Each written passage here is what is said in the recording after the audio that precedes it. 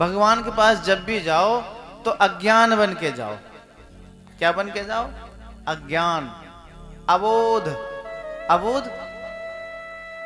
अबोध का मतलब है कि हमें कोई बोध नहीं है, हमें कोई ज्ञान नहीं, हम जानते ही नहीं आपकी पूजा कैसे करनी है।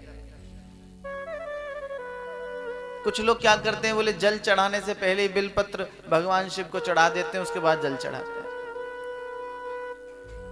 एक नियम ये भी है कि पहले स्नान करवाओ, फिर उनको प्रोक्षण करो, पहुंचो, फिर चंदन लगाओ, इत्र लगाओ, यज्ञोपवीत पहनाओ, पुष्प चढ़ाओ, दूब घास चढ़ाओ, फिर बिलपत्र चढ़ाओ।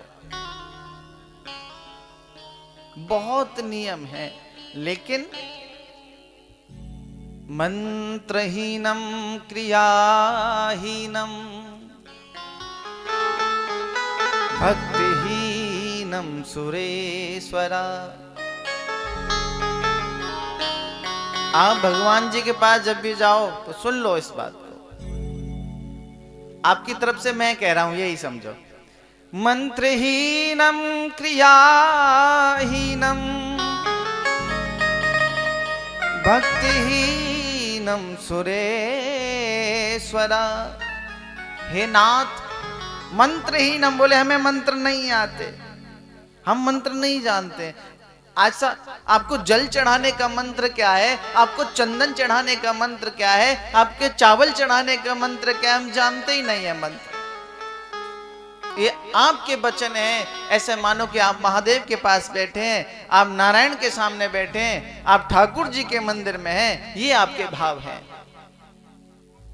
मंत्रहीनम क्रियाहीनम, हमें क्रिया भी नहीं आती।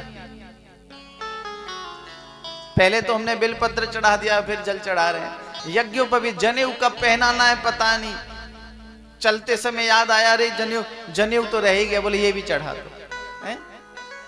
हमें क्रिया नहीं आती, विधि नहीं आती हमको। मंत्रहीनम क्रियाहीनम भक्तिहीनम सुरेश्वरा। आपने एक बात और कह दी, बोले भक्ति भी नहीं आती। क्या आपको भक्ति आती है? भक्ति की नियम पता है? आपके भाव हैं महादेव के प्रति, आपके भाव हैं ठाकुर जी के प्रति। आपने एक बात और कह दी, हे प्रभु, हे ठाकुर जी, हमको भक्ति भी नहीं आती। हम कोई बहुत बड़े भक्त थोड़े हैं, हम कोई 10 घंटे बैठ करके आपकी साधना थोड़ी कर सकते हैं। हम तो आपका ध्यान भी नहीं लगा पाते। जब ध्यान में बैठते हैं तो हमारा ध्यान इधर उधर जाता है, हमारा ध्यान हमारे घर के कार्यों में जाता है। हे ठाकुर जी, हम तो भक्ति से भी परे हैं, हमको भक्ति भी नहीं आती। यत् पूजितं मया देवा परिपूर्णं तदस्तु मे। एक और बात कही गई है, बोले जैसी भी मेरी सेवा है हे ठाकुर जी, जैसी भी मेरी साधना है, जैसी भी मेरी वंदना है, आप उसको स्वीकार कीजिए। अज्ञान बन करके यदि भगवान की पूजा करोगे तो आपके सामने अच्छे अच्छे ज्ञानी भी फेल हो जाएंगे। बोलो राधे राधे। बड़े बड़े ज्ञानी भी फेल हैं आपके आगे। फिर आपने देखा होगा, इको को ज्यादा हो रही है क्या? अच्छा, ठीक है।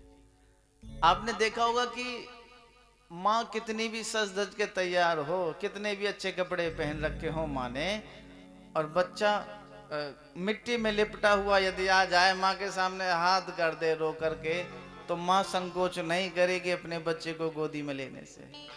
फट से उठाएगी माँ, और माँ क्या करेगी? गोद में ले लेगी। माँ संकोच करेगी क्या? नहीं करेगी माँ। अरे मेरा लाल बेटा, किसने मारा है तुझे, बता किसने मारा है, कहां तेरे चोट लगी है? मां संकोच नहीं करेगी। ऐसे ही ये हरि है, ऐसे ही ये ठाकुर जी हैं। आप चाहें जैसे भी हो, वो अपनी शरण में लेने से आपको इनकार नहीं कर सकते। लेकिन हमारा विश्वास ऐसा होना चाहिए। त्वमेव माता च पिता त्वमेव